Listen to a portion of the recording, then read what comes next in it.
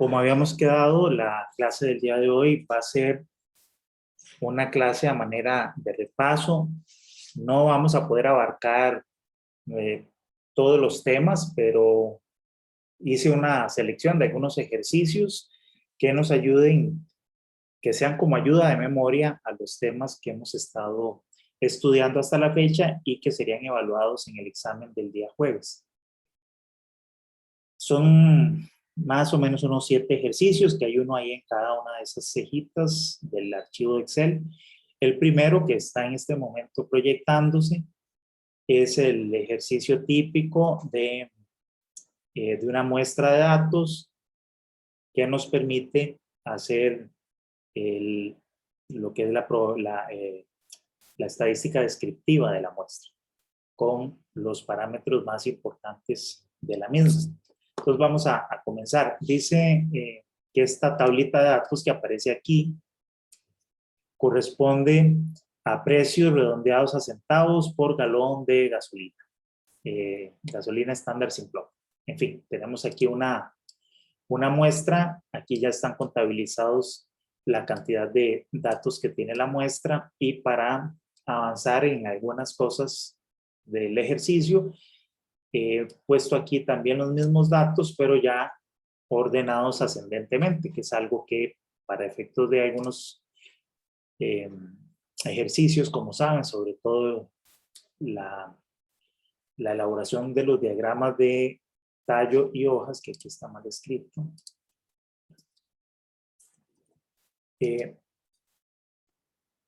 Necesitamos tenerlos en esa forma. Entonces, ya están ordenados y bueno, esta parte incluso del diagrama de tallos también ya está hecho, como el del análisis de frecuencias, de la tabla de frecuencias y los histogramas ya están hechos, pero los vamos a repasar el procedimiento de cómo se hacen estos diagramas. Entonces, empezamos con la primera pregunta, dice, calcule la media muestral. Entonces, nos vamos a ir ayudando aquí con Excel, pero recordemos, vamos a ir recordando también las fórmulas necesarias para este cálculo, aunque son muy sencillas, básicamente para tenerlo esto pues bien claro, ¿no? Entonces, recordemos que la media muestral que se representa como X barra, se calcula como la sumatoria de cada una de las observaciones X sub i. Entonces hacemos la sumatoria desde igual 1 hasta n y dividimos entre la cantidad de observaciones. Entonces vamos a hacer eso por acá. Lo podríamos hacer con la fórmula de Excel, pero para recordar la fórmula esta teórica sería, tendríamos que sumar todo eso básicamente y dividirlo entre la cantidad de datos que les decía que ya está aquí cuantificada. Vamos a ver. Aquí suma. Y nos daría este resultado, 140.54 más o menos. Okay. Me confirman que me van siguiendo, que me van escuchando y que todos vamos resolviendo esto de la misma manera. Sí, profe. Bueno, muy bien, gracias. Luego, el segundo cálculo que nos piden es el cálculo de la varianza muestral, que recordemos que se representa por S cuadrado y que la fórmula genérica de S cuadrado era la siguiente. Recordemos que teníamos que hacer la diferencia entre cada una de las observaciones y la media muestral, elevarla al cuadrado y sumar esto. ¿Okay? Y luego todo esto dividido entre n-1. Esa es la fórmula. Para calcularlo de esa manera, voy a agregar una columna aquí. Y entonces aquí vamos a escribir las diferencias elevadas al cuadrado de una vez.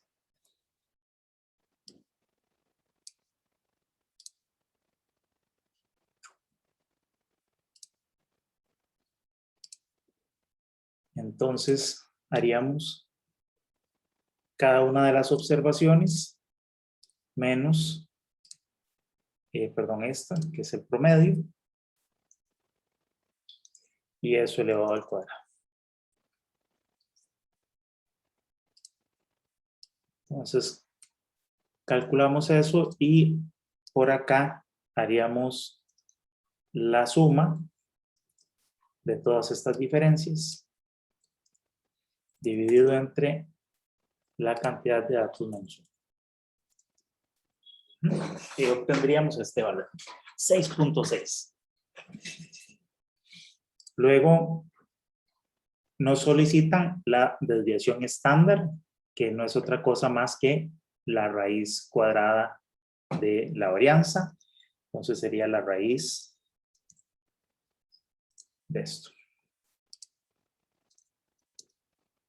Y nos daría 2.27. Muy bien. Ok, eso es bastante sencillo. ¿Cómo vamos hasta aquí? Profe, Dígame. ¿examen vamos a hacer en el SEM también o cómo es? Hacer el cálculo con las fórmulas de Excel. Ajá. O tenemos que hacer manualmente y ponemos las respuestas o cómo es el examen. No, en el examen lo pueden hacer perfectamente, ya sea con la calculadora, que se los calcule directamente, lo pueden hacer con la fórmula de Excel, no hay ningún problema, porque finalmente en el examen lo que va a venir es probablemente varias opciones y uno elige la respuesta correcta. Entonces, la manera de cálculo no importa.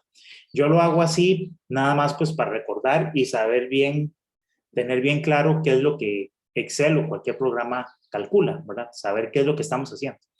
Entonces, por eso, pero pueden usar la fórmula de Excel, no importa. Ok, gracias. Vamos.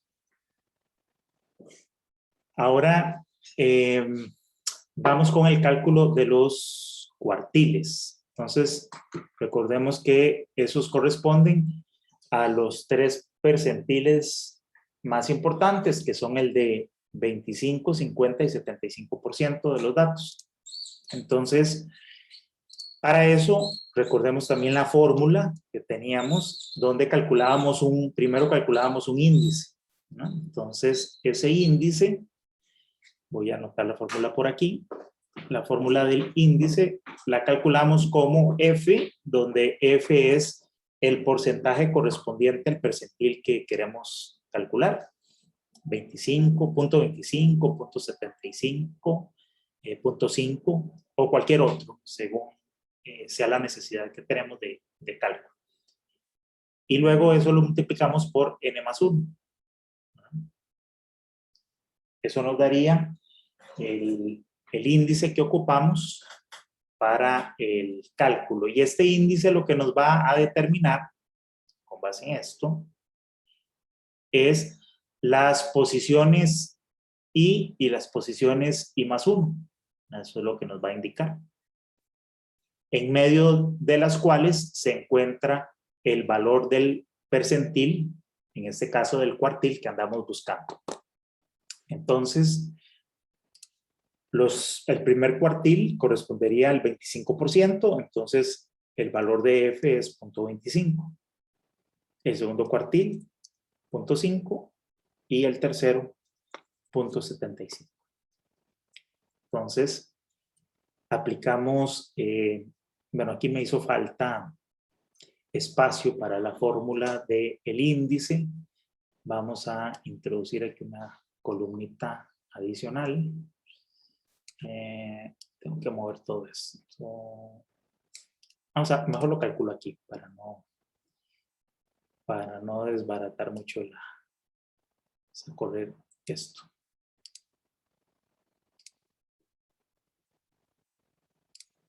Ahí está. Bien. Vamos a esto más grandecito nada más. Bien, y voy a calcular el índice aquí al final. Entonces tendríamos que el índice para el primer cuartil sería 0.25 multiplicado por n más 1. Lo que nos da 3,5.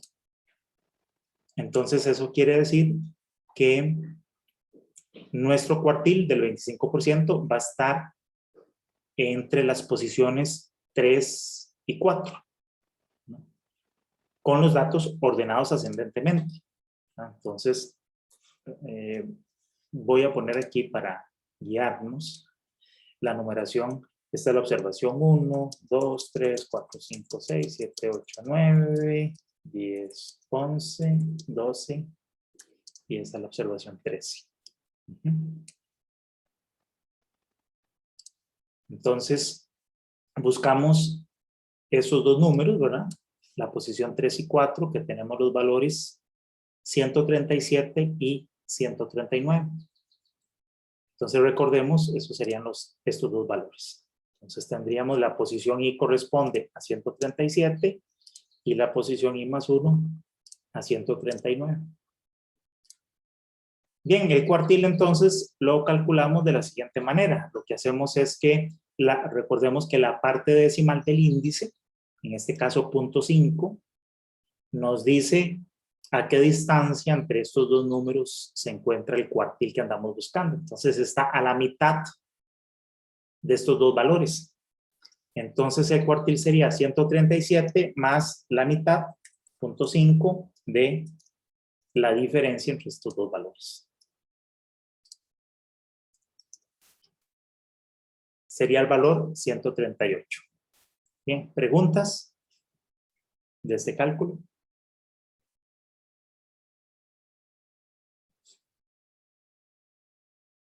Todo bien. Bueno, seguimos con el siguiente cuartil entonces. Aplicamos la misma fórmula.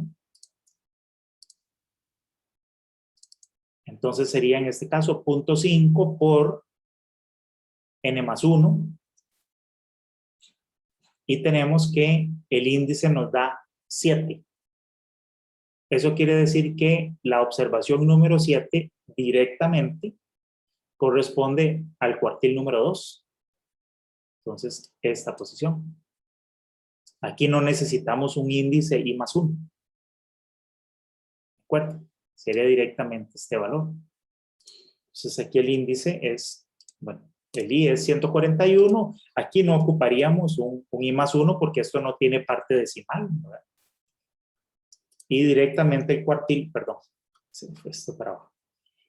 Aquí directamente el cuartil 0.5 es 141. ¿Preguntas? ¿Dudas? ¿Todo bien? Vamos. Profe, ¿me escucha? Me escucho, dígame. ¿Puede poner un toque en la fórmula del cuartil 1, porfa? Aquí. Sí.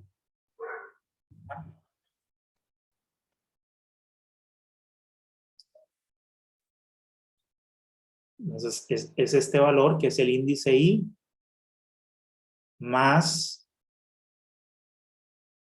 la parte decimal de este índice que es punto. Profe, ¿no sería 0.25? Por ser el primer cuartil No, en la fórmula. no, no, no. El punto 25 lo utilizamos en el índice, ¿verdad? Ese punto 25 corresponde a este valor de F. Eso nos sirve para calcular el índice. Pero una vez que calculo el índice, que nos da 3,5, ese 3,5 lo que significa es que nuestro cuartil se encuentra después de la posición 3, que es lo que nos dice este número entero, a 0.5 de la siguiente observación. Entonces está entre 137 y 139 a la mitad. De la diferencia entre estos dos por 0.5. Eso más 137. Cuando vimos, lo que pasa es que en el ejemplo de clase, si ustedes se fijan, en el índice 0.25, al multiplicar 0.25 por n más 1, el índice nos queda, no recuerdo qué número, pero era algún número y daba ese número, 0.25. Déjenme, si quieren, y abro la clase para que vean y explicar eso para que quede bien claro, porque en su momento lo expliqué, pero puede ser que no haya quedado bien claro. El ejemplo que está, el ejemplo de clase puede tender a confundir. Y entonces, y de hecho se hace a propósito para poder explicar y eso, y no cometan ese error. Vamos a ver, eso debe ser la clase, el tema acá, tema 2 debe ser, ¿no? Vamos a abrirlo y explicamos esa confusión, que qué bueno que salió para que no se vayan a equivocar y les quede bien claro. Como les decía, es que en el ejemplo coincide en el primer cuartil que F, o la probabilidad de 0.25, el 25%, coincide con la parte decimal del índice. Lo mismo en el siguiente cuartil, que es 0.5, o sea, un 50%. Al hacer el cálculo del índice, obtenemos también una parte decimal en el índice que es igual a 0.5. Entonces, tiende a confundir eso.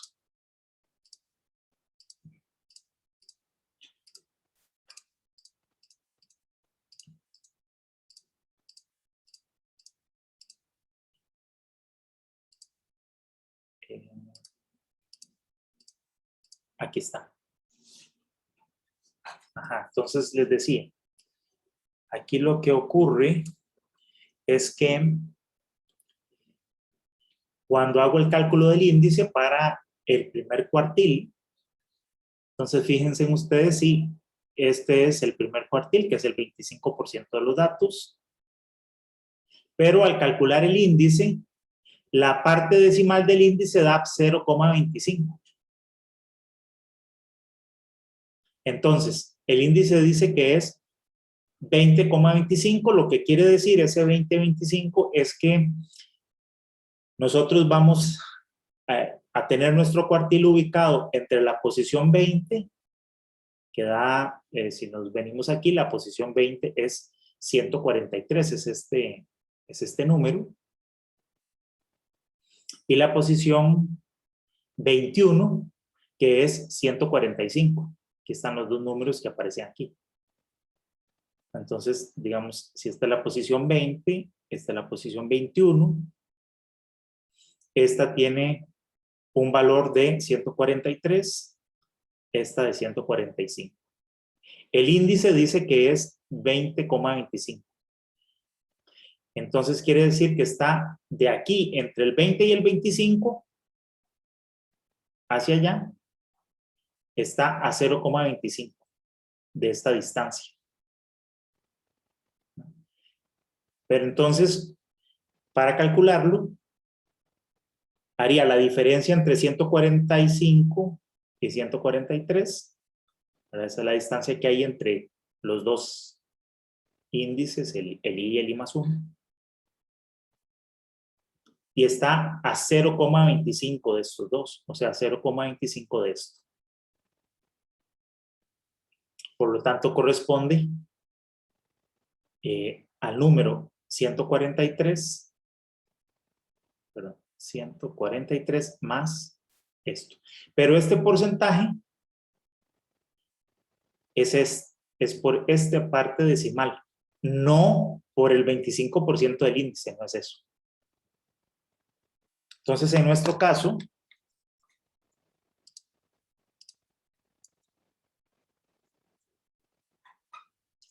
nuestro índice da 3,5.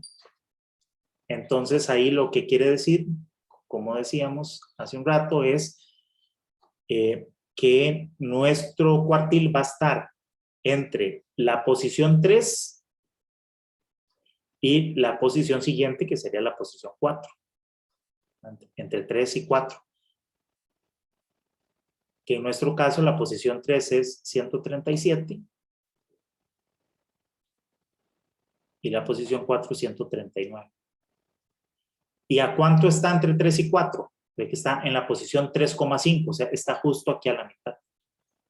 Ese es el número que iría, o el valor al que le corresponde esta posición en medio, donde este es 0,5, la distancia. Entonces sería 137 más 0,5 por esta distancia que hay entre 139 y 137. ¿Okay? Y entonces, ese es el cuartil 1. Entonces, eso nos da 138. ¿Sí? ¿Queda claro?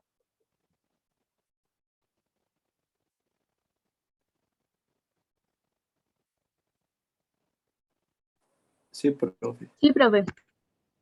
Bueno, muy bien. Entonces, ¿eso es para qué?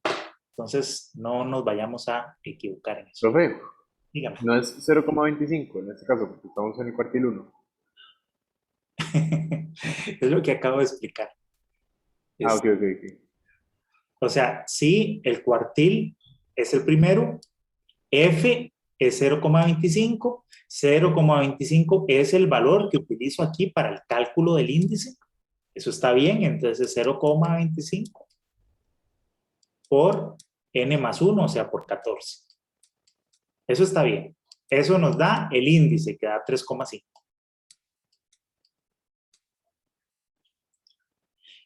Pero una vez que tengo el índice lo que me señala es la posición del cuartil, a dónde está ese valor. Al ser 3,5 significa que está a partir de la posición 3, 0,5 unidades hasta la siguiente observación. Entre las observaciones 3 y 4, a la mitad, a 0,5 es lo que me dice, eso es lo que me dice el índice.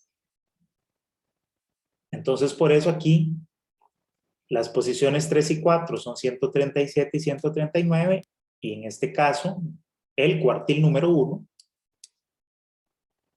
está en la posición, por decirlo así, en la posición 3,5, o sea, a 0,5 unidades después de la posición 3. Entonces es 137, que es la posición 3, más 0,5 de la distancia que hay entre esas dos posiciones, las 3 y la 4. Y ahora sí queda claro. Ok. Sí, ya. Ok.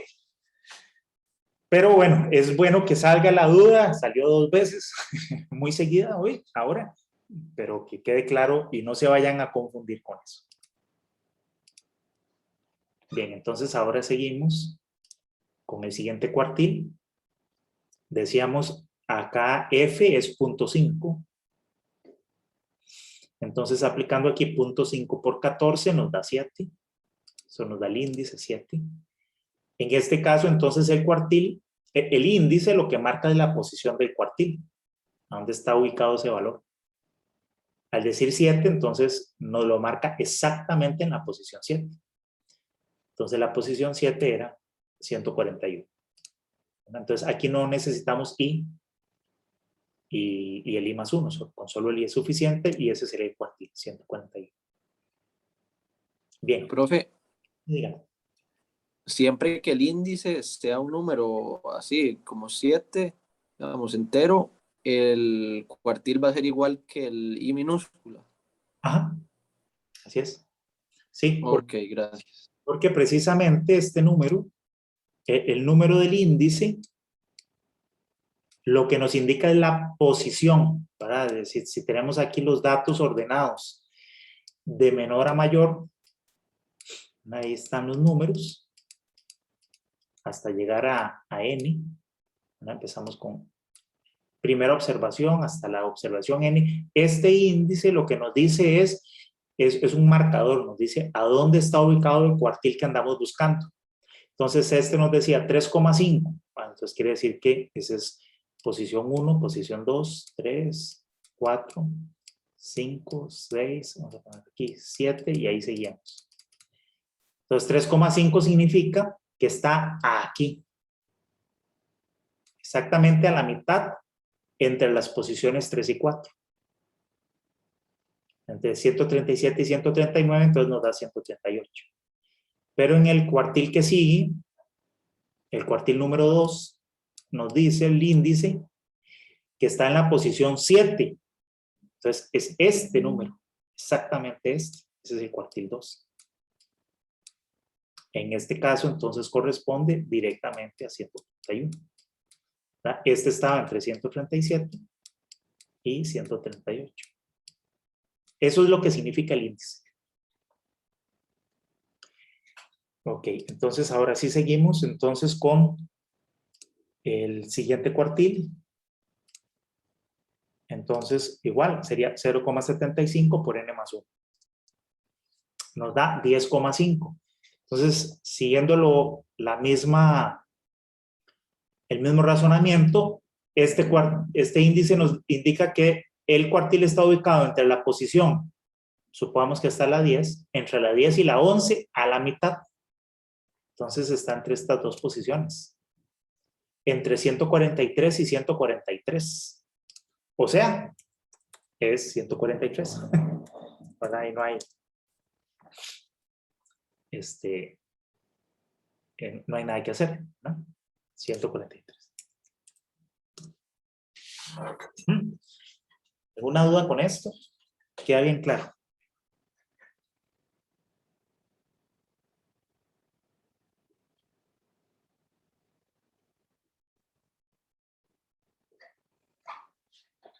Todo claro, gracias. Muy bien. Bueno, vamos a borrar esto. Aquí nos piden otro cuartil adicional, que es otro cuartil, perdón, otro percentil, que es el 85. Entonces, ese sería el porcentaje, es 0.85. El índice se calcula de la misma manera, 0.85 por n más 1. O sea, 0.85 por 14 nos da 11.9. ¿Okay? Entonces, siguiendo la misma lógica, si aquí tenemos los datos, las observaciones, ¿verdad? Empezamos aquí con la observación 1, aquí van todas las observaciones, puntos suspensivos, por aquí entonces este percentil 85 dice que está ubicado entre las posiciones 11 y 12. De esas dos, a 0.9, está por aquí. Con esta distancia relativa de 0.9. En 11.9. La observación 11 es 143. La posición 12 es 144. Entonces está aquí a 0.9. Como esto lo que tiene es una unidad de diferencia, ¿verdad? De 143 y 144 hay efectivamente una distancia de 1. Está muy fácil, entonces daría 143.9. ¿Verdad? Entonces vamos a anotar aquí los valores de las posiciones entonces 11 y 12.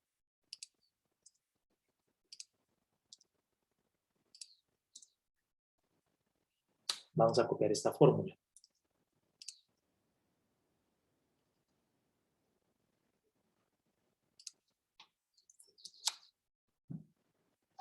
Entonces sí, como decíamos, da 143.9.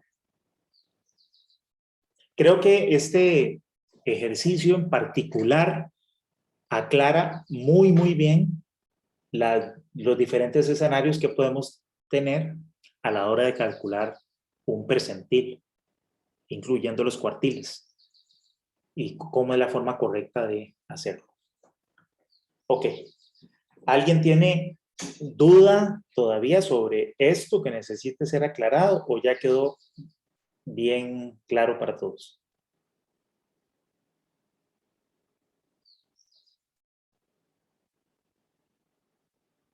De mi parte no, profe, quedó claro. Muy bien. Listo. Bueno, esto me parecía importante porque como vimos, no había quedado suficientemente claro, creo que ya ahora sí. El resto de las cosas son relativamente sencillas. Bueno, aquí no incluí el cálculo perdón, del el diagrama de caja y bigotes, pero espero que no tengan duda respecto a él. Si quieren, si alguien tiene duda de cómo se hace, lo podemos repasar. La otra cosa que se pregunta aquí es el rango de la muestra. Recordemos que el rango era la diferencia entre el valor máximo y el valor mínimo de las observaciones.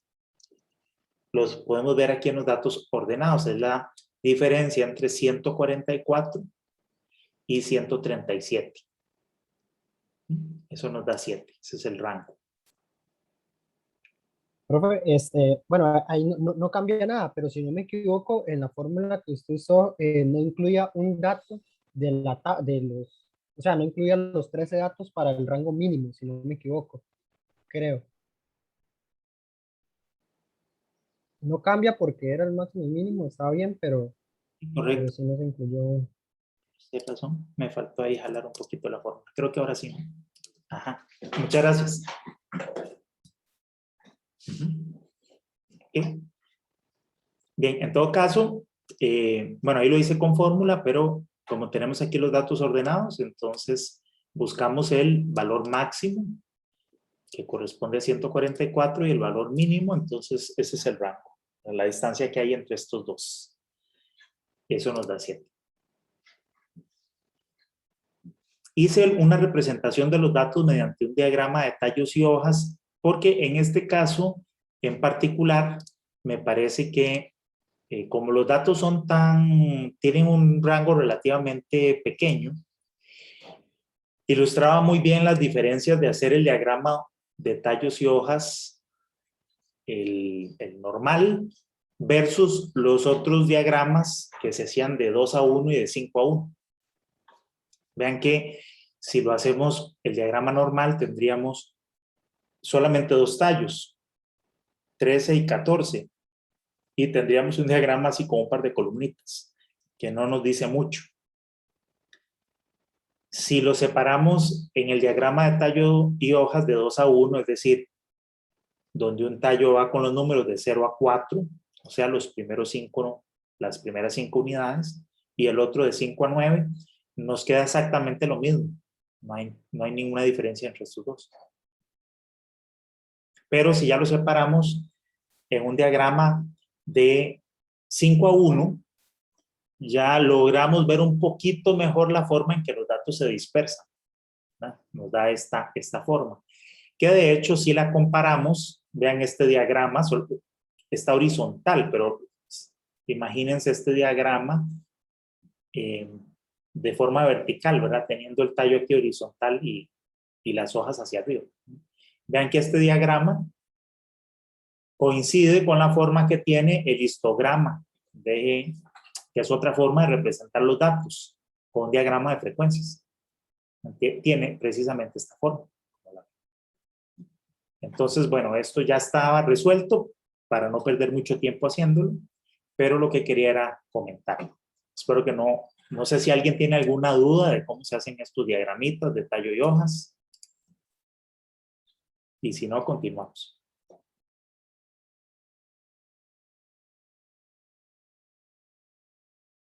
Creo que no. Entonces, seguimos. Luego, entonces, también esto ya está hecho, que es el cálculo de frecuencias y el cálculo de los histogramas. Tanto el histograma de frecuencia relativa y frecuencia acumulada, pero vamos a recordar cómo se hace. Aquí necesitamos primero determinar la cantidad de clases que vamos a utilizar para hacer el diagrama. La fórmula de calcular la cantidad de clases mínima, ¿verdad? Es como un mínimo, una aproximación a la cantidad de clases. Esto no se tiene que tomar como que taxativamente ese resultado es la cantidad de clases, sino que uno la puede ampliar. Es calculando la raíz cuadrada de n. Es lo que estamos haciendo aquí. Entonces, esa es la fórmula para estimar la cantidad de clases. Aquí nos da 3,6. pudo haberse utilizado 4 clases, normalmente entonces uno lo que hace es redondear hacia arriba, yo usé 5, nada más para darle un poquito mayor de dispersión y para también lograr que compararlo bien con este diagrama de tallo y hojas. Y luego se calcula el intervalo de clase, es decir, de qué tamaño es cada una de las clases. Entonces, recordemos que eso se hace dividiendo el rango total de la muestra, es decir, todo este espacio que tenemos, entre la cantidad de clases. Aquí si hago eso me da un intervalo de clases de 2. Recordemos que lo importante finalmente es que la cantidad de clases, recordemos esto, el número de clases, este número, la cantidad de clases, voy a ponerle aquí una C, el número de clases por el intervalo de clases, que es este, intervalo de clases. Eso nos tiene que dar un número que debe ser en general mayor, voy a poner mayor igual, pero en general mayor que el rango, que este valor. Entonces, pude haber hecho, redondeando esto a 4 y redondeando esto a 2, nos da 8, que es mayor que 7. Yo lo hice con 5, que nos da 10, que sigue cumpliendo esa condición. Entonces, bueno, aquí están las clases. Yo empecé entonces con un numerito más abajo que este, 136, y ahí los fui haciendo con 2 unidades, entre 136 y 138, 138 y 140, etcétera, hasta llegar hasta entre 144 y 146. Yo en estos rangos cerré aquí en el primer valor y dejé abierto el que seguía. Entonces simplemente contabilizo la cantidad de observaciones en cada rango y eso ya nos da la distribución de frecuencias, que es este gráfico, ¿no? Este gráfico entonces están las clases con su frecuencia. Es la cantidad de observaciones en cada una de ellas. Luego podemos calcular la frecuencia relativa, que es simplemente dividir la frecuencia entre el total. La suma de eso, la suma de las frecuencias relativas me tiene que dar 1. Y ese es el diagrama de frecuencia relativa, las clases y su frecuencia relativa, que este gráfico tiene exactamente la misma forma que este. Son el mismo, lo único que cambia es la escala del eje. Y por último, calculamos la frecuencia acumulada. Simplemente voy sumando.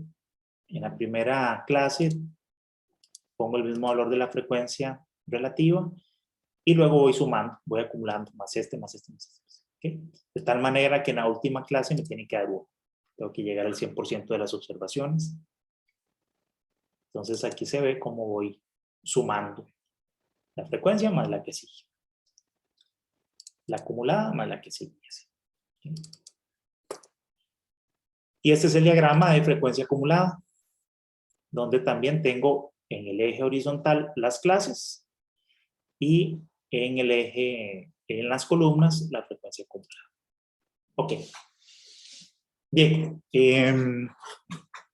Esto, entonces, con esto repasamos los temas, los primeros temas que vimos en el curso.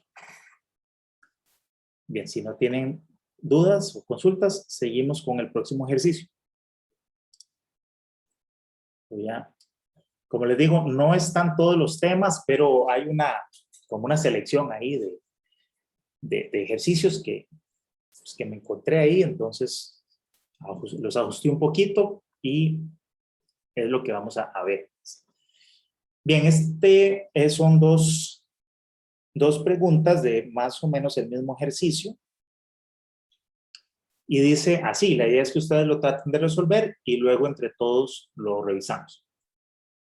La primera pregunta dice, en una obra se cuenta con 3 batidoras de mezcla, 2 equipos de, eso está mal escrito. Vamos a ver. ahora sí, ¿no? 2 equipos de vibración de concreto y 5 moldes. Estamos suponiendo que esto es para hacer algunas piezas prefabricadas para la obra. ¿Qué piezas? La que a ustedes se les ocurre, cualquier cosa. ¿Okay? Calcule la cantidad de formas en que pueden ser asignados estos recursos para la prefabricación. También hay un errorcillo ahí. Déjenme corregirlo.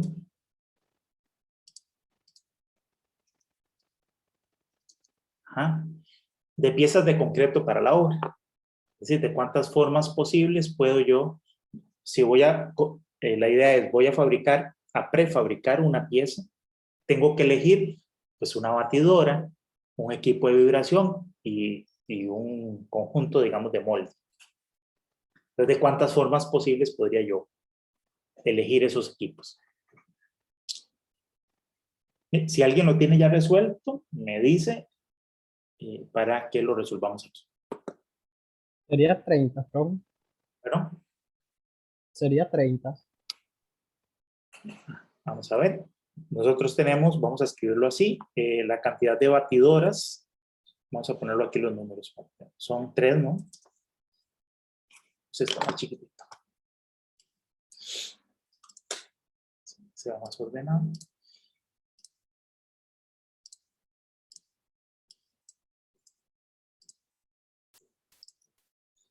Luego tenemos equipos de vibración, que son 2 equipos. Y tenemos moldes, tenemos 5 moldes.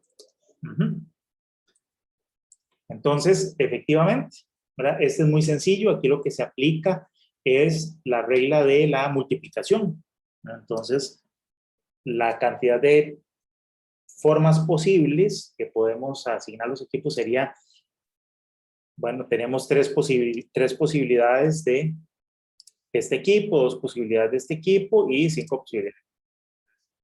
Ay, que puse ahí suma en lugar de así. Entonces sería el producto de todo eso. ¿Okay? Muy bien.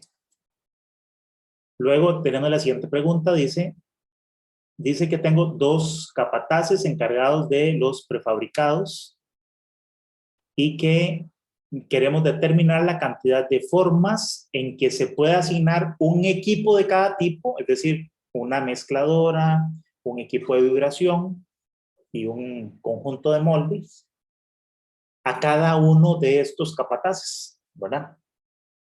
¿De qué cantidad de formas lo puedo hacer? Entonces, lo resuelven. Si alguien ya lo tiene hecho, me avisa, por favor.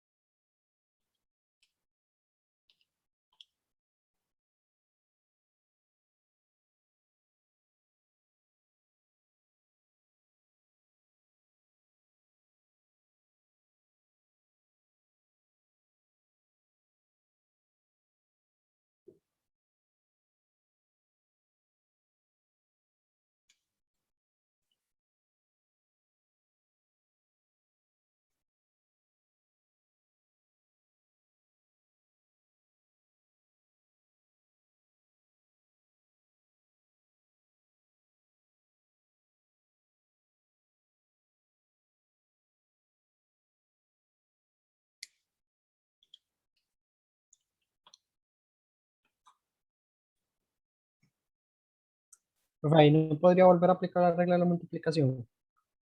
¿Cómo? De ahí, nada más multiplicando 2 más a la multiplicación que ya había hecho.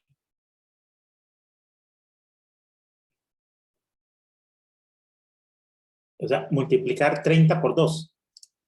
Ajá, pero no estoy seguro. O sea que su respuesta en este caso sería 60. Correcto.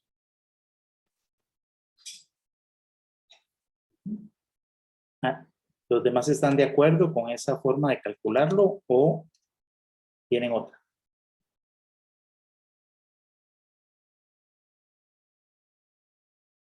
Vamos a, en este ejercicio, piénsenlo de la siguiente manera. Las batidoras, hay 3 batidoras, o sea, vamos a suponer que es una empresa que es ordenada y por lo tanto las tiene numeradas. Entonces tenemos batidora 1, batidora 2, batidora 3.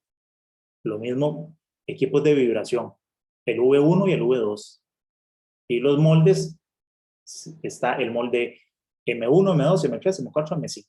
Entonces yo voy a elegir de esos equipos y le voy a asignar esos equipos a los 2 capataces. Entonces al capataz 1 le voy a asignar ya sea B1, ya sea B2 o B3, ¿no? Al segundo capataz, lo mismo. A él le puede tocar B1, B2 o B3. Cada una de esas formas de asignación son distintas y las vamos a considerar distintas. Es decir, no es lo mismo que si este es el capataz 1 y este es el capataz 2. Al capataz 1, por ejemplo, le puede tocar la batidora 1, al capataz 2 le puede tocar la batidora 3, luego a este le puede tocar la vibradora 2, a este la vibradora 1, a este le puede tocar el equipo de moldeo 3 y a este el equipo de moldeo 2. Esta forma de asignación es una de las posibilidades que quiero contabilizar. Cualquier otra asignación distinta, ¿no? Esta, por ejemplo, ya es otra combinación o asignación distinta. Quiero saber el total de asignaciones que puedo hacer. ¿Cómo calculo eso?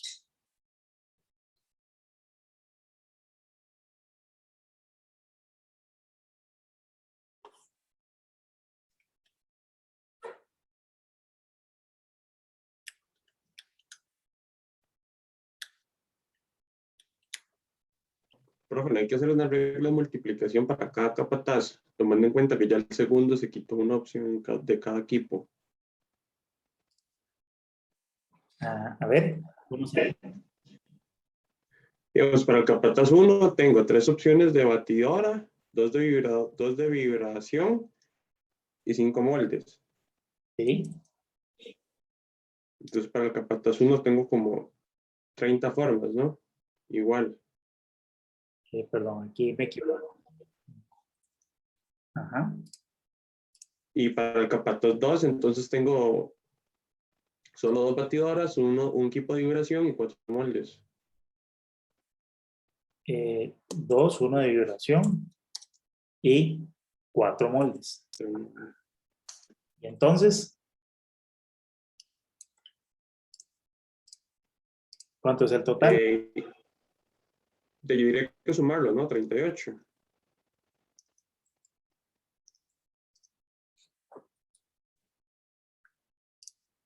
¿Okay? Alguien dijo por aquí, vamos a ir escribiendo las fórmulas. Alguien dijo aquí que el total iba a ser 2 por esto, que fue lo que nos dio antes. Entonces llevamos 3 posibles respuestas. 60, compañero dice que 38, ¿alguien quiere decir? ¿Alguien tiene otra forma de resolverlo?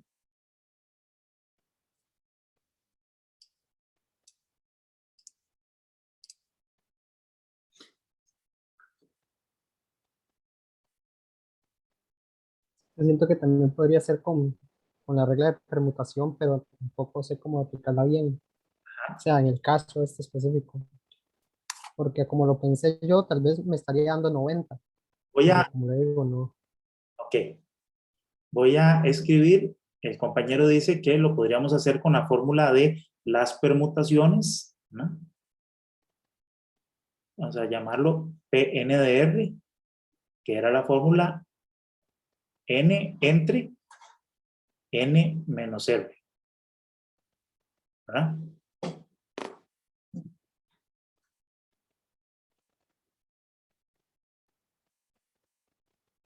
Entonces, ¿cómo sería?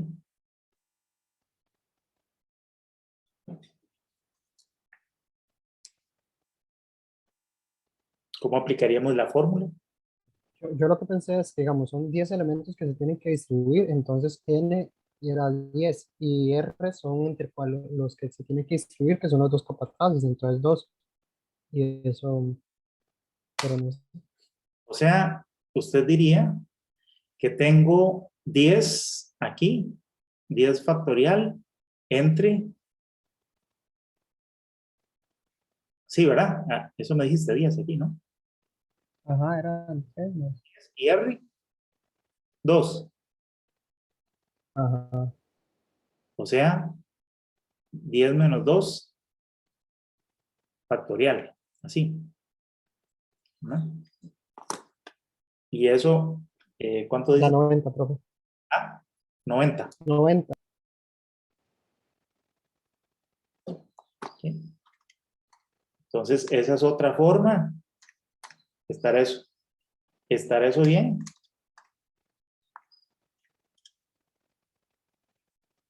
Ya tenemos 3 soluciones.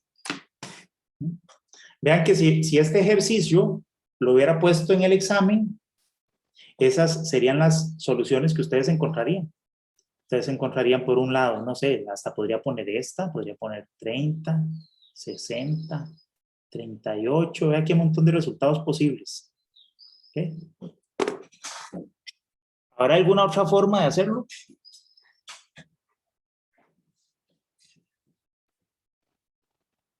Vamos a ver. ¿Cómo haríamos el ejercicio? Fíjense que aquí arriba tengo, aquí arriba tengo la bodega, ¿no? Aquí están las batidoras, los vibradores y las mezcladoras. ¿Cómo sería el ejercicio de asignación? Se parece mucho a esto que dijo el compañero. ¿Sí? ¿Qué es lo que pasaría? Llega el capataz 1, ¿no? Vamos con el capataz número 1. Entonces, yo soy el bodeguero. Le tengo que asignar el equipo al capataz 1. ¿De cuántas formas posibles le puedo yo asignar al capataz 1 el equipo? Bueno, efectivamente, como decía el compañero, para él vamos a hacerlo de la siguiente manera. Yo voy a ir así, tengo los dos capataces y les tengo que asignar a ambos estos equipos. Entonces le voy a asignar al capataz 1 y luego le asigno al capataz 2. Entonces empiezo con las batidoras. Tengo 3. Vamos a calcular aquí el total de formas en que yo puedo coger los equipos para dárselos a ellos. Entonces, tengo que asignarle primero al capataz 1. ¿De cuántas formas posibles le puedo asignar una batidora? De 3, porque tengo 3 equipos. Una vez que le asigno esos 3 equipos, uno de 3 equipos al capataz 1, sigo con el capataz 2. ¿De cuántas formas le puedo asignar el equipo de batidora al capataz 2? Una vez, dos formas nada más, ¿verdad? Hay 6 formas posibles de asignar las batidoras, ¿verdad? ¿Dos, profe? Ah, ¿Por qué dos? ¿Por qué por dos? porque yo tengo 3.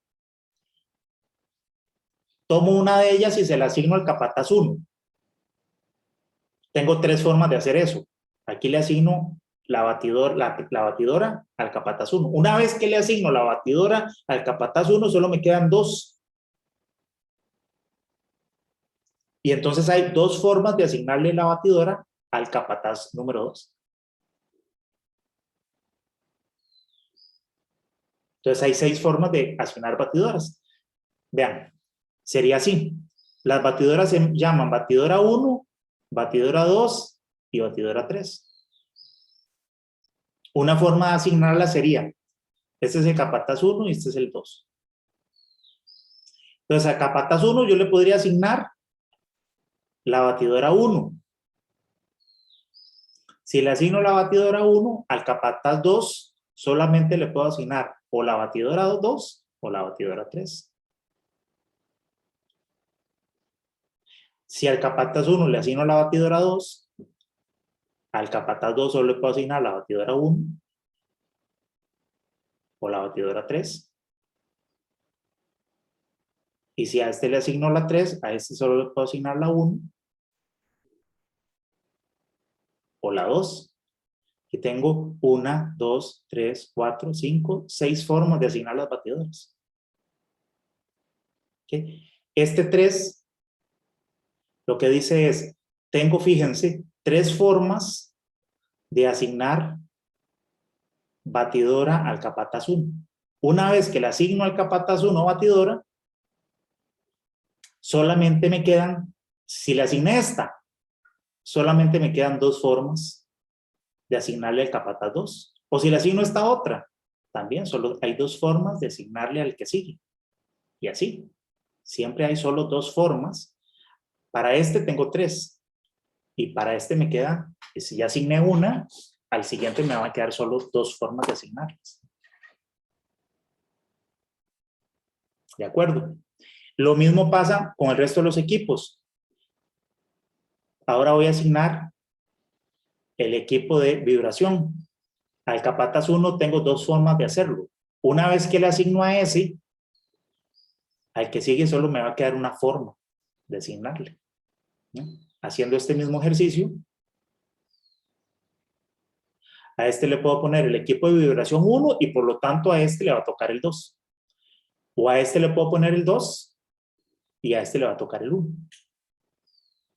Entonces, es esto de acá. Para este tengo 2 formas de hacerlo. Una vez que lo hago, al que sigue solamente va a tener una forma de asignar.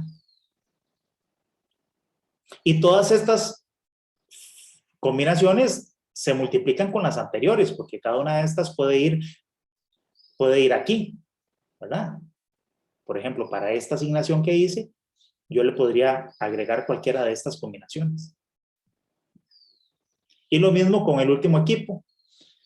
Entonces, en ese caso, para el capataz 1 voy a tener 5 equipos de moldeo que le podría asignar y al capataz 2, 2 equipos de moldeo. Y este producto sería entonces la respuesta a esa pregunta. Entonces, en realidad, el total de formas sería 3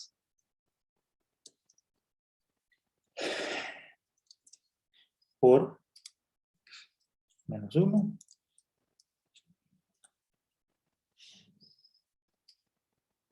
ya, vamos a ver.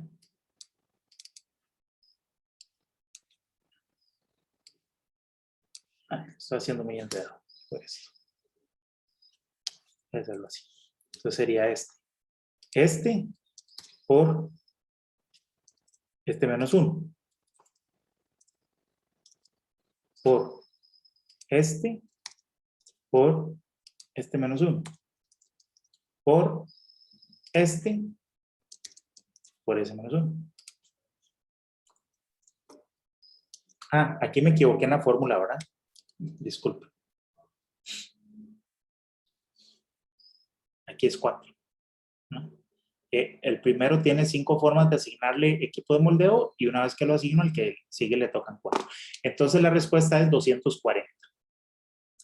Efectivamente, estas son permutaciones, ¿no? De hecho, esta parte de acá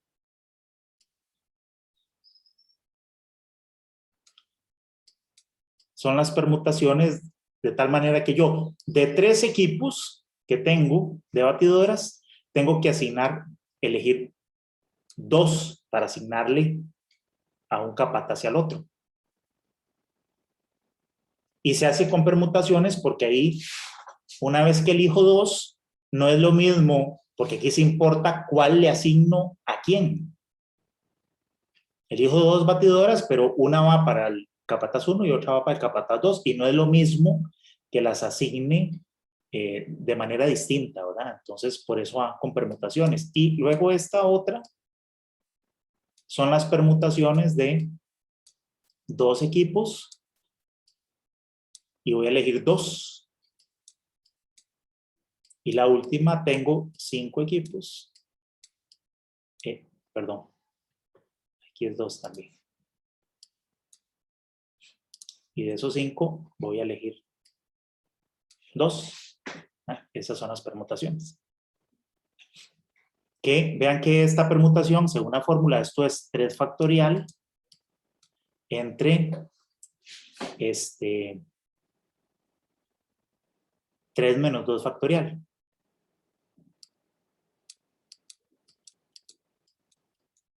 Este otro es 2 factorial entre 0 factorial. Y este es 5 factorial entre 3 factorial. Que al hacer esto, 3 factorial es 3 por 2 por 1 por 1, ¿no? Pues me queda lo mismo, 3 por 2. Este otro es 2 por 1 y esto es 1. Pues me da este resultado. Y acá, esto es 5 por 4 por 3 por 2 por 1, ¿verdad? Esta parte. Pero le tengo que quitar 3 por 2 por 1, o sea que solo me queda 5 por 4, que es esto. Entonces, las dos últimas respuestas anduvieron cerca, ¿verdad? Esta tenía el concepto de que precisamente la cantidad de equipos, aquí lo vimos, ¿verdad? Para el primer operador tenía 3 formas de asignar el primer equipo, 2 formas de asignar el segundo y 5 formas de asignar el primero. Y al otro sí, tenía 2 formas, 1 forma y 4, pero esto todo había que multiplicarlo, no sumarlo, porque son combinaciones, entonces me daba el mismo resultado. Este le anduvo cerca y también el compañero tenía aquí la idea de que había que usar permutaciones y precisamente estas son permutaciones. Total de formas de asignar equipos en donde sí importa a quién le asigno qué, ¿verdad? Importa el orden. Entonces, había que hacerlo, pero este era el cálculo. ¿Alguna duda sobre este ejercicio? No sería... No, nada, nada, nada. Está bien, está bien. Sí, está bien. Sí, sí, sí, está bien. Bueno, muy bien. Seguimos entonces.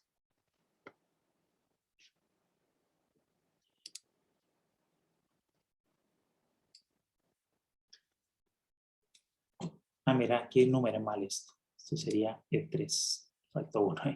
Pero no importa. El tercer ejercicio dice, tengo una bodega de materiales con 15 varillas. De esas varillas, 6 son de un proveedor y 9 son de otro. Primer pregunta. ¿De cuántas formas posibles puedo tomar una muestra aleatoria de 5 varillas? 5 varillas cualesquiera. Aquí no me interesa si son de un proveedor, si son del otro. Nada más. Formas posibles de elegir 5 varillas. ¿Ok? Entonces, ¿cómo calcularía eso?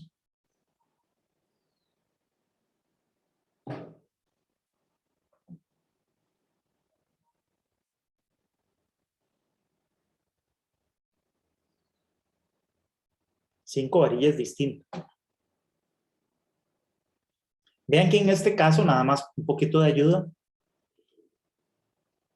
Aquí no importa el orden, porque yo no estoy asignando esas varillas a ninguna cosa, ¿verdad? Sería distinto si yo tuviera que poner una de esas varillas en 5 columnas y me interesara saber qué varilla puse en cada una de las columnas, por ejemplo. Pero aquí no, es nada más coger 5 varillas, o sea, ¿verdad? No importa el orden en que las tomé, es nada más 5 varillas distintas. ¿Cómo calculo eso?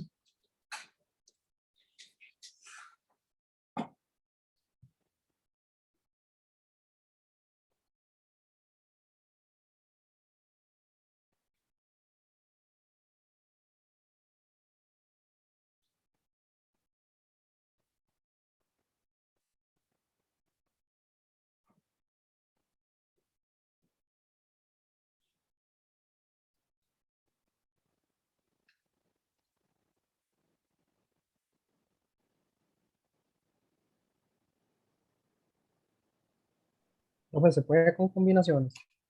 Con combinaciones. Entonces, ¿cuál era la fórmula de las combinaciones? Las combinaciones eran, vamos a ver, combinación, vamos a llamarlo aquí N y R. La fórmula de combinación, que también se tiene esta forma de anotación, ¿verdad? La cual se calculaba como N factorial entre N menos R factorial por R factorial, ¿no? Entonces, aquí tendríamos que el N total, yo tengo 15, y de esas 15 estoy tomando 5. Entonces tendría 15 factorial entre 5 factorial por 10 factorial. ¿Okay? Entonces, bueno, esto es... No sé, ay, qué raro que está esto dibujando. Aquí tendríamos entonces, bueno, es el producto. Ahí lo pueden hacer con calculadora, pero bueno, ese es el 15 por 14 por 3, etcétera, ¿no? En algún momento nos va a llegar aquí por 10, por etcétera. Y entonces esta parte del 10 factorial se cancela, ¿verdad? Con esta. Nos quedaría entonces aquí hasta el producto hasta 12, hasta 11. Todo esto se va.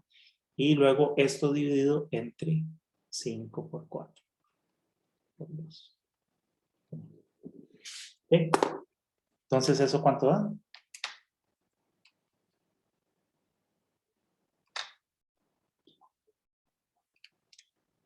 $3,003, según yo. Bueno, yo también me veo eso. Tenemos aquí que el resultado es 3,003. Ok, seguimos. ¿Alguna duda?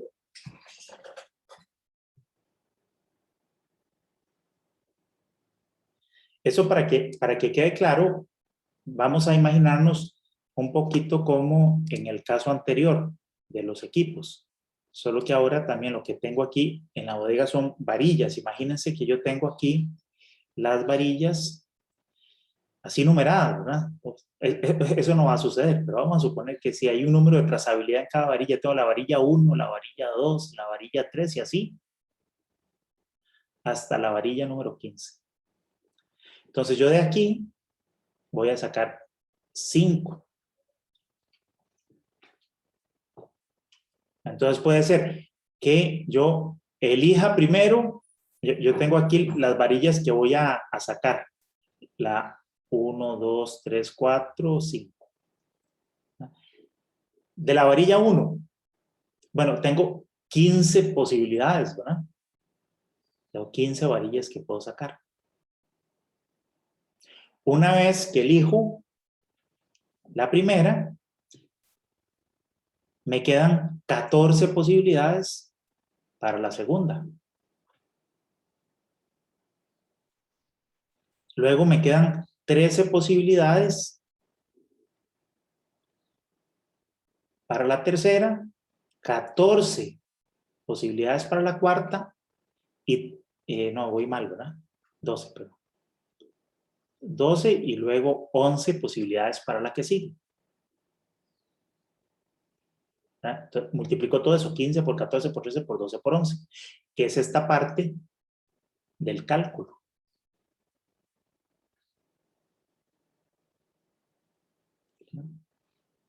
Es decir, esta parte. Aquí ya hicimos 15 factorial entre 10 factorial y nos queda esto.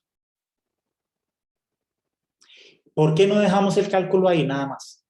¿Alguien me puede decir?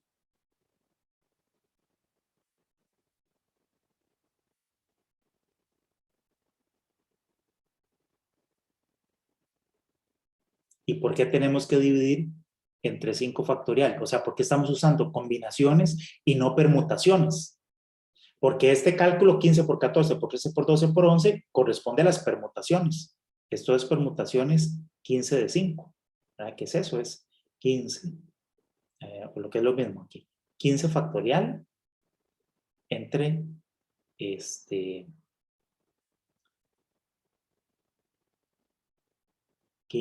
menos 5 factorial. No puedo escribir ahí. Disculpen para ponerlo esto en otro lugar. No me dejo escribirlo aquí. Este cálculo les decía son las permutaciones 15 de 5, que es 15 entre 15 menos 5 factorial. Es el cálculo de este producto.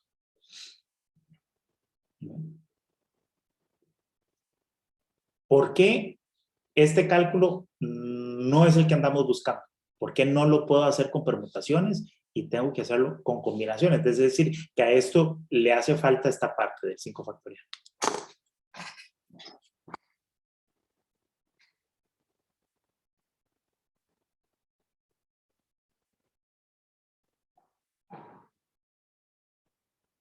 Porque aquí porque en este caso, lo que nos interesa saber es cuáles de las 15 varillas voy a elegir, pero no importa en qué orden las elija. No importa, es decir, por ejemplo, vamos a suponer que de las varillas de la 1 a la 15, yo tomé la varilla 1, la varilla 3, la varilla 7, la varilla 9 y la varilla 12. Esas son las 5 varillas que yo cogí. Esa fue la muestra. Si yo las cogí en ese orden, otro orden posible es que cuando yo cogí la primera varilla, hubiera cogido la varilla 3, luego cogiera la varilla 12, luego la varilla 1, luego la varilla 3 y luego la varilla 7, ¿verdad? Esta y esta están contabilizadas aquí. Pero para nosotros estas dos son la misma elección. No me importa el orden, ¿verdad? Aquí no importa el orden.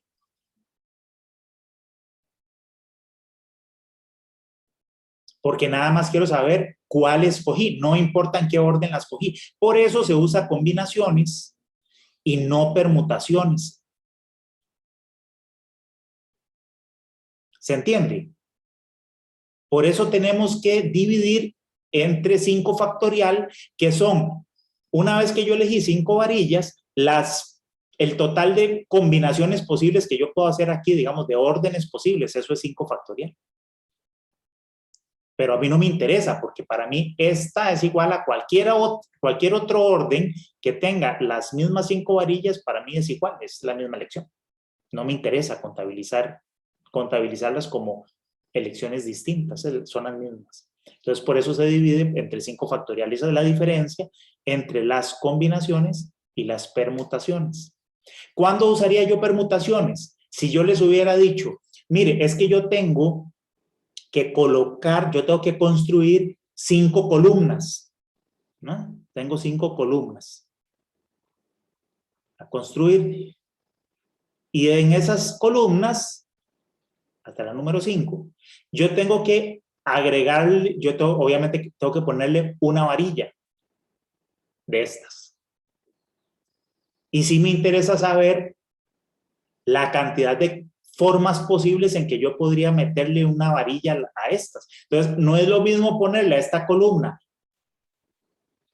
por ejemplo, que la primera, ponerle la varilla 1, que ponerle la varilla 3. ¿Verdad? Que no es lo mismo esta forma de elegir las varillas y colocarlas a esta. Ahí sí es diferente, porque estoy colocando las varillas o asignándolas en distintos lugares. Fue como en el ejemplo anterior. En el ejemplo anterior, por ejemplo, digamos cuando yo cogí aquí los moldes, yo de estos moldes iba a elegir 2 moldes, pero esos moldes los iba a asignar. Uno para un capataz y otro para el capataz número 2. No es lo mismo coger 2 moldes y darlos de esta manera que al revés. Es distinta la asignación. Entonces, cuando yo nada más elijo las piezas, una cantidad de piezas, uso combinaciones. Pero si me interesa no solo elegirlas, sino asignarlas, el orden en que las elegí, entonces uso permutaciones, ¿verdad? Porque esta tiene más, ¿verdad? Esta siempre es mayor que esta. Este tiene menos, este mayor que esta. ¿Se entiende esa diferencia? Creo que la idea también de la clase de hoy es que esos pequeños detalles queden claros. Más allá de tener las fórmulas, sino saber en qué condiciones se usa una fórmula u otra.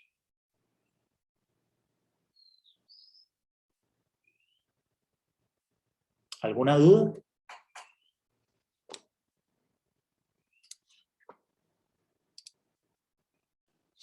No hay dudas. Bueno, entonces vamos a seguir con la siguiente pregunta. Ya la primera ya quedó respondida, ¿no? 3.300 y ya vimos cómo se calculaba.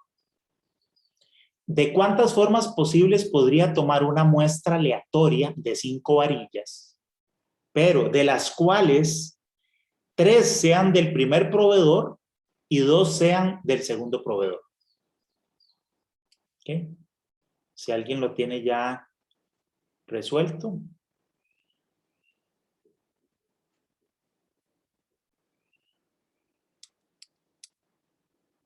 Me dice, por favor.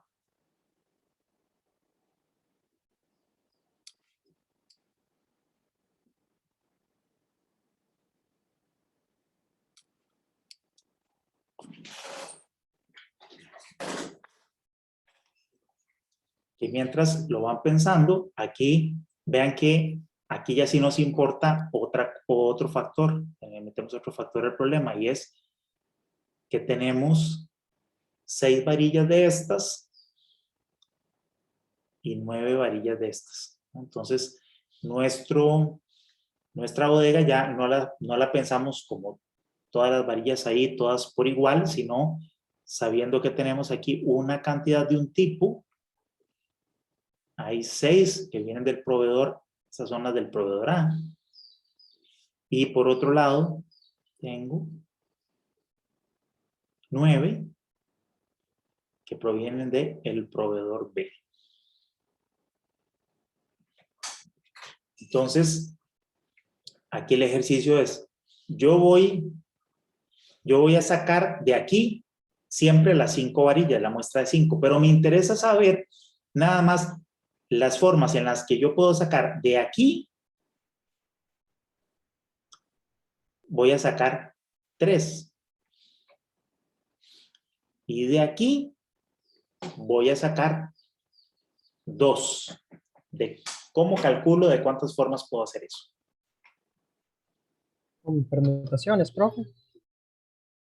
Con permutaciones. ¿Sería con permutaciones o con combinaciones? ¿Qué creen? Combinaciones. ¿Perdón? Combinaciones, creo. Ajá. Sí, Combinaciones, sí, porque sí, porque no importa el orden. digamos que aquí no me interesa, porque no me interesa saber cuáles son las varillas. Me interesa saber de dónde provienen. Entonces es como si yo tomara este grupito de varillas y yo quiero contabilizar de cuántas formas puedo sacar 3. Ya nada más, eso es todo. Es como antes, tenía 15 y de las 15 iba a sacar 5. ¿Verdad? Nada más de cuántas formas puedo sacar esas varillas, eso es todo. Entonces, claro, la cantidad de formas que yo puedo sacar, 3 de 6, sería con combinaciones. Entonces, esto sería las combinaciones 6 de 3, o lo que es lo mismo esta notación. ¿Okay? Que el cálculo es, como sabemos, 6 factorial, 3 factorial entre 6 menos 3 factorial. Y luego, por otro lado, también tengo que de 9 voy a sacar 2. Entonces, igual aquí serían las combinaciones de 9, 2. O lo que es lo mismo, 9, 2, que se calcula así.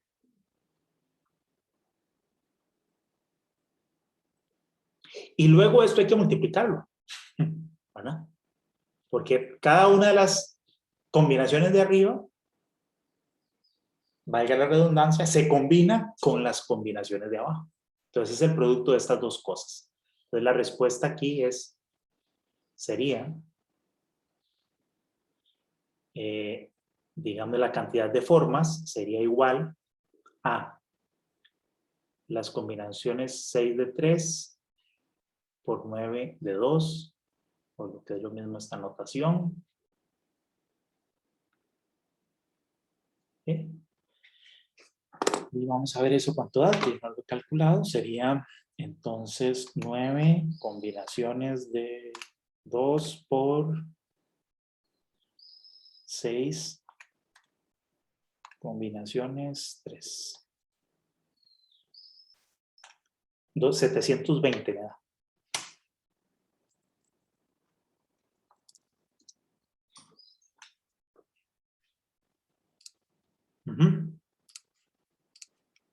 ¿Alguna pregunta? ¿Sí queda claro?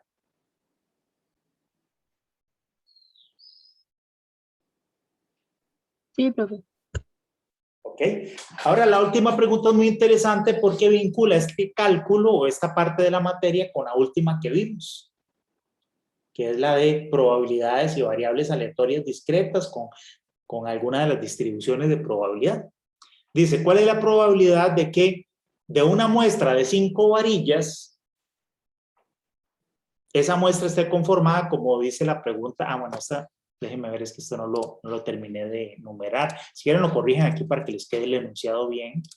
Estos dos, esto sería la pregunta 3 y entonces aquí sería como la pregunta 2. Así. ¿Cuál es la probabilidad de que yo tome una muestra de 5 varillas y en esa muestra 3 sean del proveedor A y 2 sean del proveedor B? Entonces, ¿cómo se calculan las probabilidades? Bueno, es la cantidad de formas en que yo puedo elegir esta forma las varillas, 5 varillas, 3 de 2, respecto a el total de posibilidades que hay de que yo coja 5 varillas. ¿De acuerdo? Entonces sería esto, 720 entre 3003. Esa sería la probabilidad. ¿Alguien me puede decir a qué distribución de probabilidad corresponde este cálculo? ¿A qué variable de las que vimos?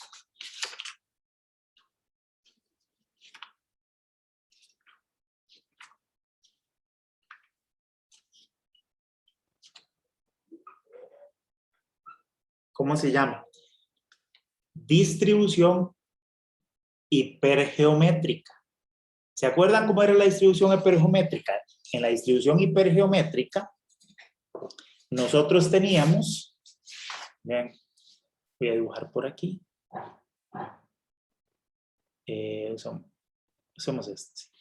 En la distribución hipergeométrica, nosotros teníamos un grupo de cosas en el cual sabíamos que, digamos, este grupo de cosas son n cosas, de las cuales una cantidad k de cosas cumplían una condición y por lo tanto n menos k cosas cumplían, no la cumplen. Y de aquí yo iba a obtener una muestra n de la cual r cosas provenían de aquí, cumplían esta condición. Entonces fíjense que es como esto, yo tengo aquí un grupo de 15 varillas. De esas 15 varillas, 9 corresponden al proveedor A. Perdón, 6. Y 9 al proveedor B, o sea, no son del proveedor A, porque solamente tenemos 2 opciones. Y de acá, yo voy a sacar 5 varillas, de las cuales 3 cumplen esta condición, que pertenecen al proveedor A. Entonces aquí me están preguntando cuál es la probabilidad de que eso suceda.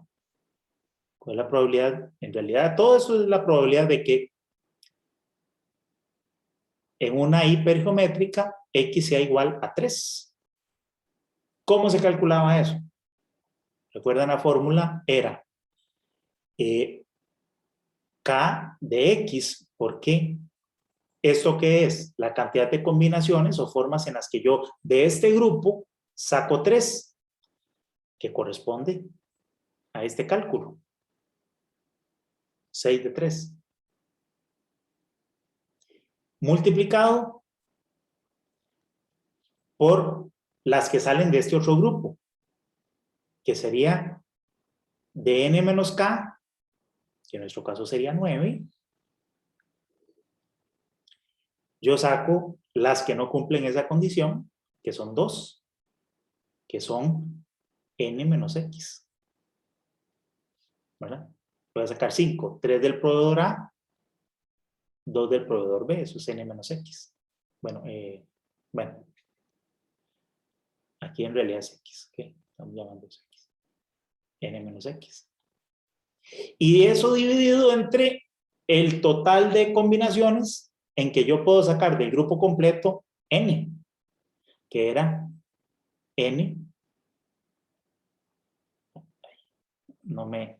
Déjenme subir esto, ahora sí. N de n, que corresponde a este cálculo que habíamos hecho antes. ¿Ok? Si ustedes aplican esa fórmula, están calculando esta probabilidad. ¿Alguna duda? Sí queda claro y ven cómo la materia es consistente, lo que vimos en esta parte del cálculo de combinaciones, permutaciones y con el cálculo de probabilidades, y en este caso particular, cómo esto es una distribución hipergeométrica. ¿Verdad? Alguien se pudo haber acordado de la distribución hipergeométrica y decir, bueno, esto es como esos ejercicios, ¿verdad? Es como una variable hipergeométrica porque puedo modelar este ejercicio de esa manera, o simplemente acordarse de las reglas del cálculo de combinaciones. ¿Queda suficientemente claro este ejercicio para avanzar rápidamente a los que siguen? Que si no hay preguntas, voy a continuar para ver si logramos hacerlos todos. Dice, una empresa, aquí disculpen ahí los errores Taipeo. Una empresa aseguradora dividió al personal de una constructora, falta constructora, ¿dónde está?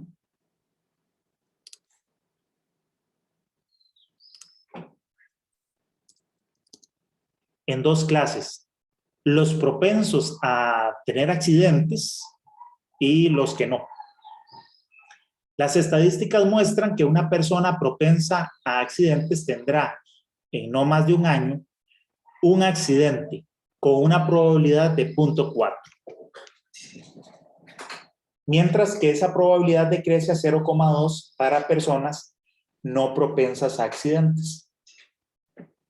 Si el 30% de los empleados están clasificados, y también hay unos errores, están clasificados como propensos a tener accidentes, ¿cuál es la probabilidad de que una persona de la empresa tenga un accidente en no más de un año? Que por la hora, y me disculpo con ustedes, en la clase del jueves, que hasta que terminé la clase me di cuenta que me había pasado casi una hora de tiempo, como 45 minutos, pero nadie me dijo nada, pero yo sí, no me di cuenta. Bueno, para terminar por la hora, entonces les comento. Fíjense que aquí lo que ocurre es que nosotros podemos ver este ejercicio de la siguiente manera. Aquí tenemos dos tipos de eventos. Un evento corresponde a personas que son clasificadas como propensos a tener accidentes y bueno, y los que no son propensos a tener accidentes, se los vamos a llamar, eso sería el complemento.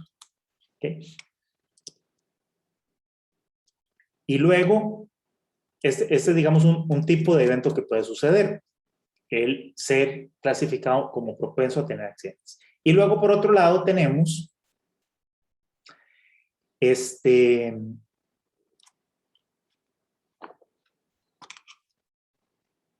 la probabilidad de tener un accidente en no menos de un año, ¿verdad?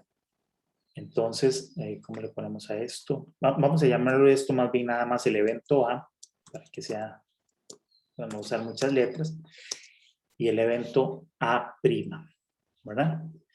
Digamos, así, las personas pueden, voy a ordenarlo de esta manera, A y A'. Y luego, por otra parte, yo tengo la probabilidad de tener accidentes.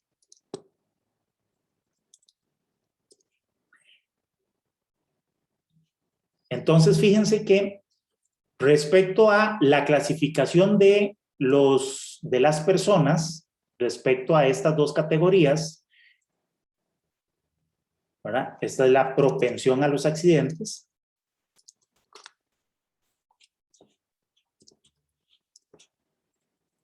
Vean que en la empresa que están hablando nos dicen que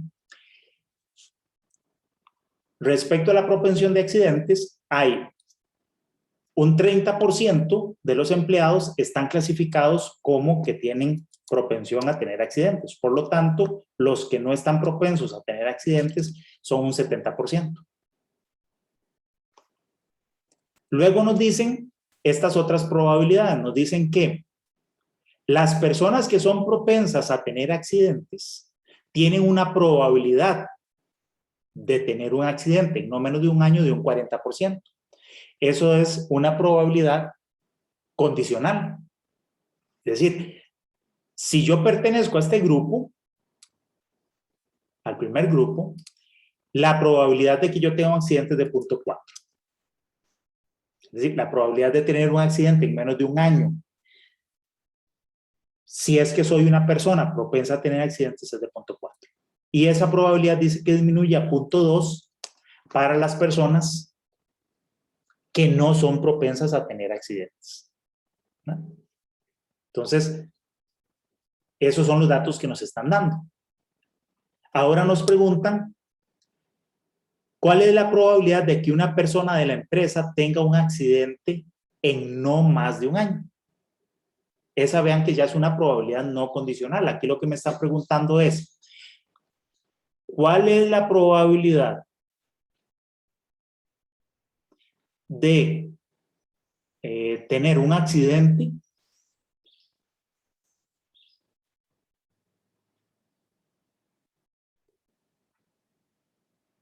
esa sería una probabilidad no condicional. Recordemos que eso se podía calcular como. ¿Cuál era? Tal vez para que ustedes participen un poquito. ¿Cómo se calculaba esta probabilidad?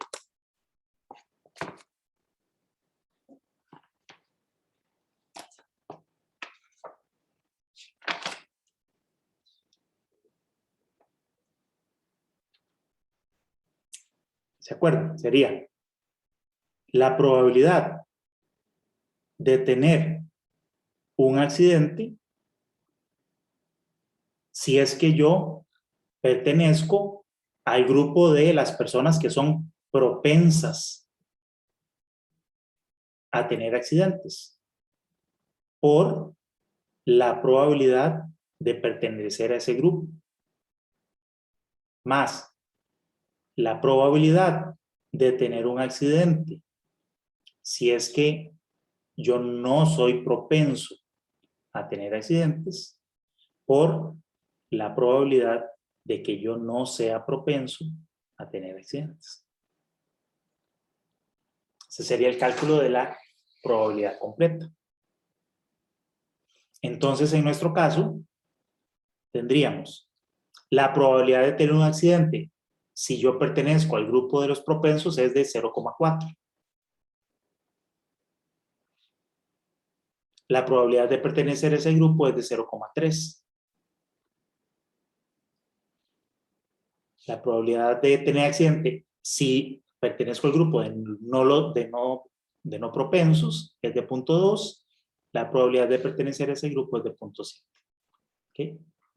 Entonces, eso sería el cálculo. Sería entonces esto por esto. La suma de eso.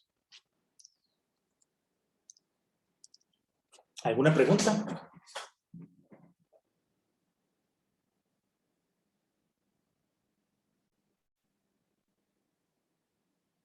Todo claro, profe. Bien.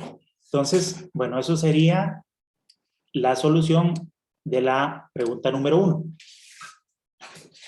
La pregunta 2 dice, suponga que después de 9 meses, es decir, antes de un año, un funcionario tuvo un accidente. Entonces ya sabemos que eso ocurrió. ¿Qué probabilidad hay de que sea uno de los empleados propensos a tener accidentes? Entonces vean que esta es una probabilidad condicional también, pero es la condicional inversa. Porque acá me preguntaban, ¿cuál es la probabilidad de que una persona de la empresa, perdón, aquí me decían, por ejemplo, una persona propensa a tener accidentes tiene una probabilidad de 0,4. Es decir, si yo sé, esto es cierto, que la persona pertenece a ese grupo, esta es la probabilidad de que tenga un accidente. Entonces aquí es probabilidad de tener un accidente dado que soy propenso. ¿Verdad? Esto es lo que se da por cierto. Si yo pertenezco a este grupo, esta es la probabilidad. En este caso es al revés. Lo que me está preguntando dice, ¿qué probabilidad, eso es lo que yo no sé, de que sea uno de los empleados propensos? Dado que el accidente ocurrió, ¿verdad? Aquí el accidente ocurrió. Entonces aquí sería, ¿cuál es la probabilidad de que esa persona sea propenso a tener accidentes, dado que ocurrió un accidente? ¿Verdad? Entonces aquí lo que es cierto es esta probabilidad. ¿Verdad? O sea, el accidente ocurrió, dado que el accidente ocurrió, ¿cuál es la probabilidad de que sea propenso? Entonces, esto, ¿cómo se calcula? Recordemos que hay una relación entre esta probabilidad y la probabilidad inversa. La probabilidad de ser propenso a tener accidentes, dado que el accidente ocurrió, es igual a la probabilidad de tener un accidente, dado a que soy propenso a tener accidentes, por la probabilidad de tener un accidente entre la probabilidad de ser propenso a tener accidentes. ¿Sí? Perdón, aquí lo puse al revés.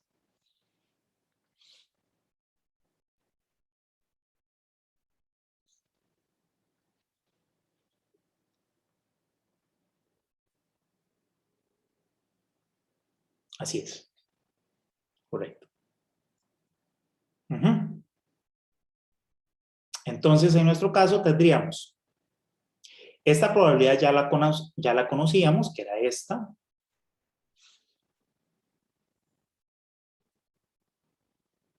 La probabilidad de pertenecer a ese grupo también la conocíamos. Y la probabilidad de tener un accidente la calculamos aquí arriba, que nos daba, ¿verdad? Era este cálculo que daba 0,26. ¿Ok? Entonces, nuestro resultado sería punto 4. Vemos esto. Punto 4 por punto 3, bueno, que era este dividido entre punto 10. Muy bien. ¿Alguna pregunta? Profe, yo tengo una pregunta con respecto a la clase pasada. Dígame. ¿Hasta dónde llegamos en la clase pasada? Porque como a las 3 tengo clase, entonces salí antes. Entonces, no sé. Vamos a ver, es que yo no sé exactamente hasta dónde llegamos, pero digo, creo que lo único que vimos, digamos fuera de tiempo de clase, fue la distribución, de Poisson, parece, nada más. La única, pero en realidad, en realidad no hicimos, ¿verdad? Pero bueno, digamos que para ser justos voy a hablar con el profesor para decirle que esa distribución no la metamos en el examen, pero es una fórmula nada más. Ok, gracias. Profe, Dígame. entonces, ¿hasta dónde entraría el examen? Todo menos la distribución de Poisson, o sea, hasta la hipergeométrica.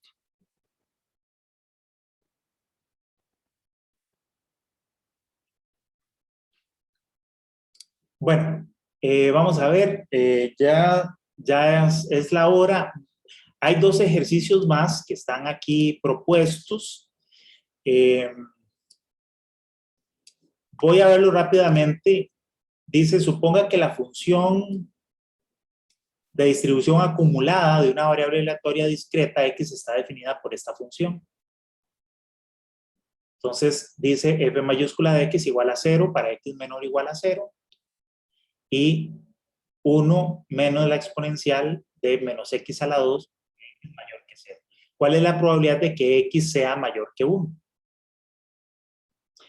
Bueno, entonces, recordemos que la función de probabilidad acumulada viene desde menos infinito hasta x, hasta el valor de x. En este caso, sería hasta el valor de, por ejemplo, hasta 1. Esto es lo que calcula la función de probabilidad acumulada, la probabilidad de que tenga valores hasta el valor de x, que en este caso, como les digo, es 1 o menos. Y aquí me están preguntando la probabilidad de que sea mayor, o sea, que esté más bien en este rango. Y recordemos que la probabilidad completa, la probabilidad total, siempre. Entonces, ¿cómo calculo esta probabilidad? La probabilidad de que x sea mayor que 1 va a ser igual a 1 menos la probabilidad de que X sea menor o igual a 1. Y esto es precisamente lo que calcula la función de distribución de probabilidad. En este caso, como tenemos un valor de X1, entonces calcularíamos como esta probabilidad. ¿Okay? Entonces, así se resuelve. Es nada más de sustituir los valores. Ahora, se sabe que las puertas fabricadas por un proveedor salen defectuosas con una probabilidad de 0,01. El fabricante vende las puertas en paquetes de 10 y garantiza el reembolso del dinero si más de una puerta del paquete sale defectuosa. ¿Cuál es la probabilidad de que un paquete sea devuelto? Entonces vean que este es uno de los típicos ejercicios de Bernoulli, donde cada una de las puertas puede ser defectuosa o no. Es decir, que aquí tenemos una prueba, aquí lo que estamos llamando éxito es si la puerta sale defectuosa y esa probabilidad es 0,01. Entonces, la probabilidad de que no salga defectuosa es 1 menos eso. Sería 0,99 en este caso. En este ejercicio lo que está ocurriendo es que se eligen 10 puertas. Cada vez que elijo una puerta va a ocurrir el experimento de Bernoulli. Éxito o fracaso. Y aquí lo que yo quiero saber es cuál es la probabilidad de que una variable X sea, dice, el fabricante devuelve las puertas si más de una. O sea, cuál es la probabilidad de que X sea mayor que 2, perdón, mayor que 1. Entonces eso sería igual a 1 menos la probabilidad de que X sea menor o igual que 1. O sea, 1 menos la probabilidad de que X sea 0 menos la probabilidad de que X sea 1. Y estas probabilidades corresponderían a una distribución binomial, ¿verdad? Acordemos que en la binomial, la idea es que yo quiero saber cuál es la probabilidad de que X cantidad de puertas salgan defectuosas. Entonces, calculo estas probabilidades con una binomial y hago esta operación. Bien, con eso estaríamos acabando el ejercicio. Ustedes lo pueden resolver. No sé si tienen alguna